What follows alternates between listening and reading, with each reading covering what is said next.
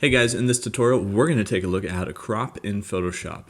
Now, you might not know this, but there's actually a crop tool. The shortcut key for that is C, and it looks like this over here in your toolbar. There's a lot of options. Always with all the tools, look up here for all the tool options.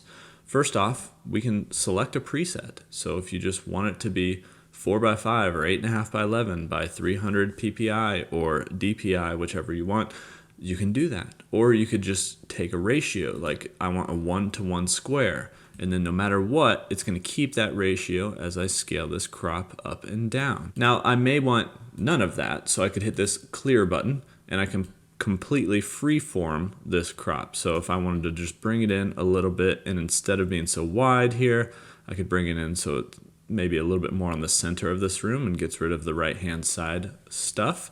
The other thing you can do is straighten.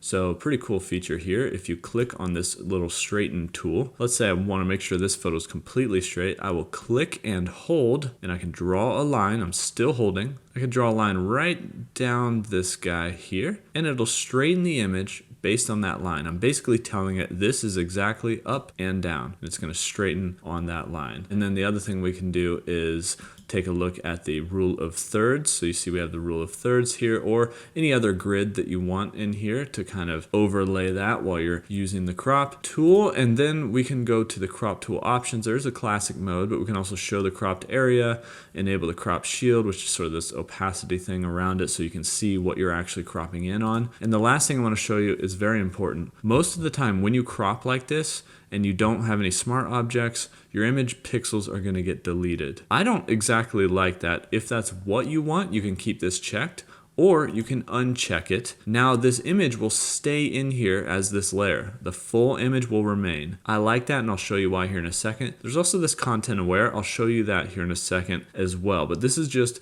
a basic crop. We're kind of cropping in on the image. We can undo everything, just completely exit out of this, which you can also do with the escape key, or commit the changes, commit to this crop, and hit this check mark button, or press return or enter on your keyboard. We've officially cropped our image. Now, what I was saying earlier, this image would have deleted all the pixels, but since we unchecked that, I actually still have the image underneath. It's like a window crop here, looking in on this full size image. So if I wanted to still kind of move it, if I missed my crop, or I have a specific ratio to fit and I want to move my image so I get just the right spot on it, I still have that in here. Had I not done that and we just used that crop tool, shortcut key is C. Let's say we cropped in on just this Pacers Gaming logo here, and then we went and we had that, and that's default, by the way, delete crop pixels, and we hit check mark. Look at this. It's still this background mode. I can unlock it like this, but you know what? We've deleted everything outside of our crop. You may want that, but most of the times I would say you don't want that. Now let me show you something pretty cool. Let's say I wanted this picture to be a specific ratio and I need more, on the edge of the photo. Now if there's a complicated texture like this, it's actually works better, or actually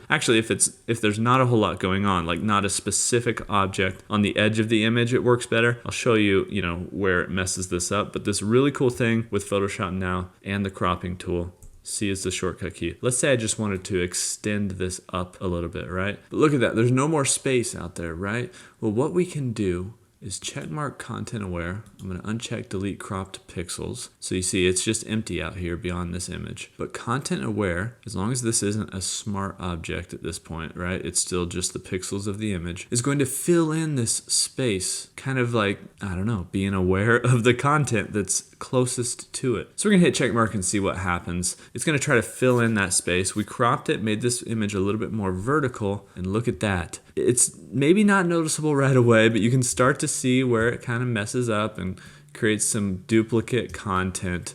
But if you're just looking at this image, it's almost magical. It's like, holy cow, I have more ceiling space all of a sudden. I like this for just minor little details, especially if the edges, like this carpet, it would be able to extend that pretty well.